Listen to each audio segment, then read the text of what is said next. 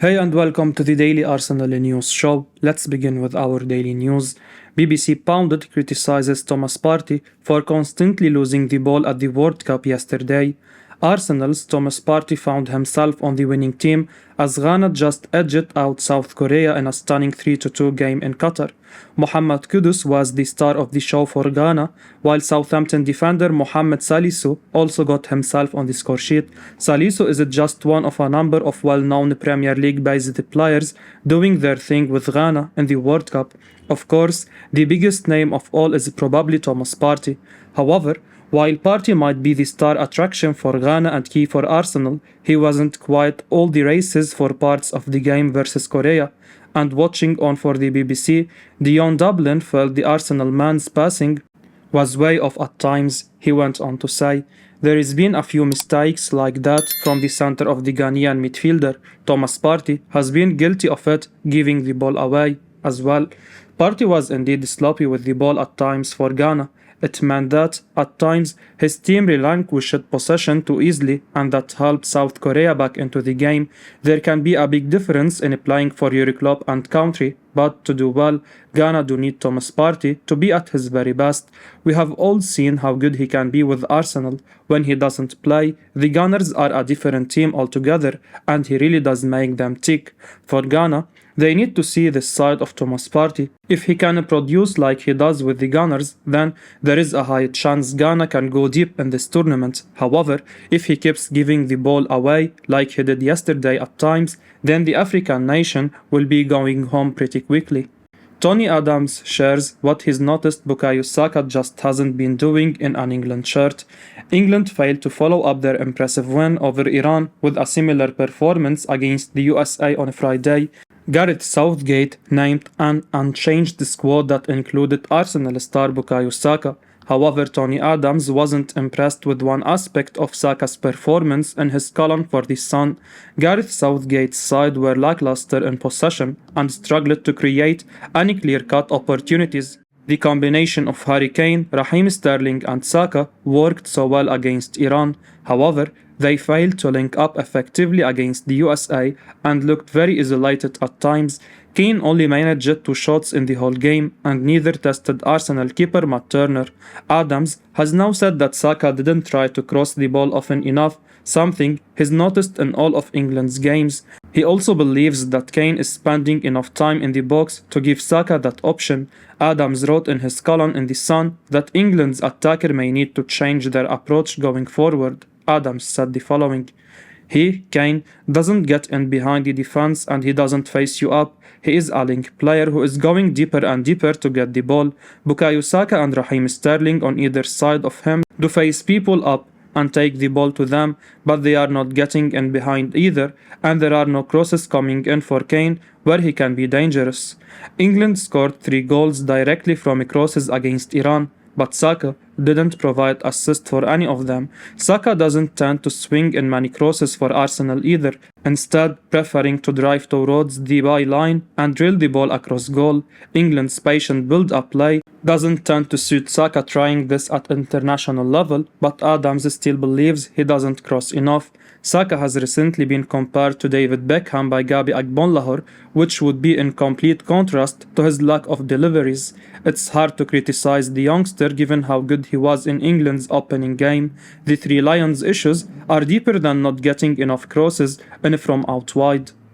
Arsenal star Cedric Soares ready to leave amidst interest in his signature. Cedric Soares is claimed to have clubs chasing his signature in the coming window, with the Portuguese keen to quit Arsenal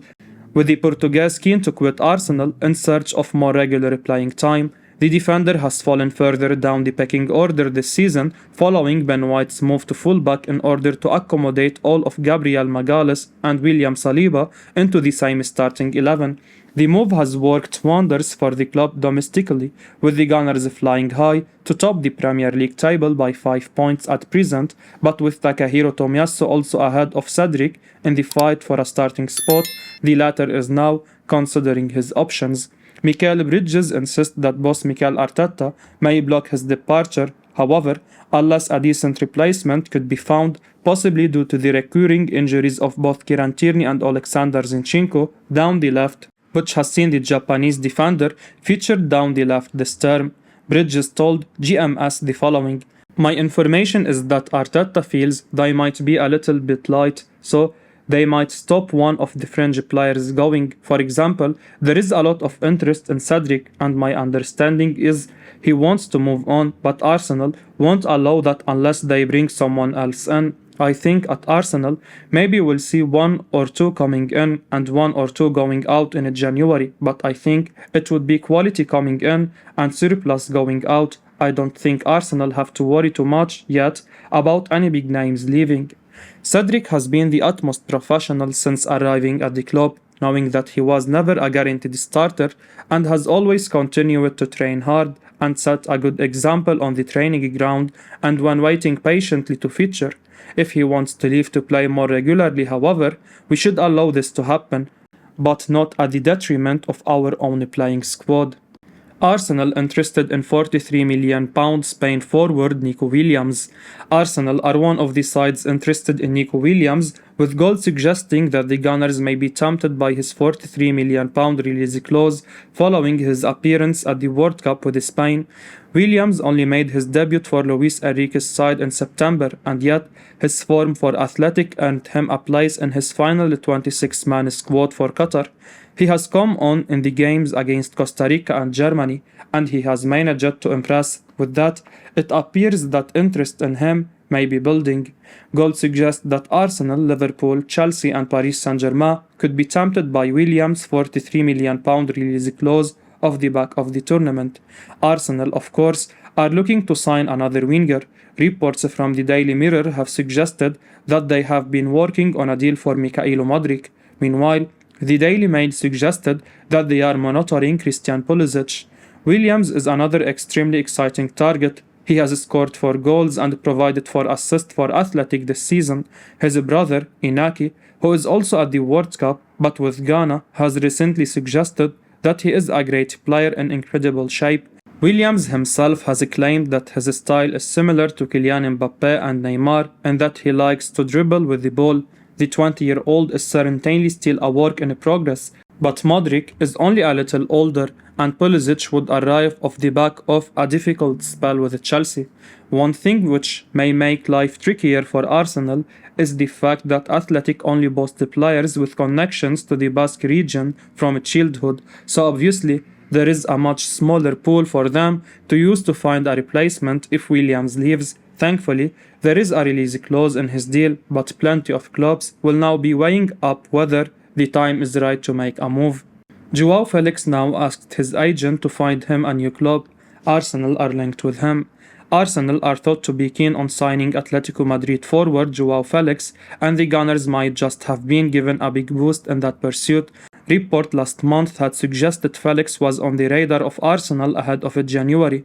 Give Me Sport had reported that the Gunners were big fans of the Portuguese forward, who has already scored at this year's World Cup. Felix has fluttered to deceive since making a big money move to Atletico. The Spanish side paid over £100 million for him, but in reality, they have not seen the best of him, and according to 90 Minute, Felix is now ready to push for a move away after becoming frustrated in Madrid. Felix's finish against Ghana was a brilliant one, and showed very much what he can be about in the final third. He showed composure, class, and the finishing ability of a player who very much was the talk of Europe at one point in time. For Arsenal, this January window is about getting things bang on.